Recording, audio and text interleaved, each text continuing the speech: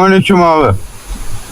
Abi benim bir koruma demiri var. Takabilir misin 2 dakika ya? Hı? Abi getirdik be.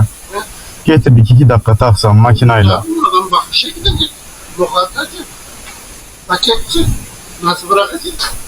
Bak adam paket taşıyor. Bak şey, bir de işte, Başka yakında var mı abi motorcu? bak bir de var. Az ileride adı ne? Dolaşıyoruz. Bunların ışıkları geçiyor.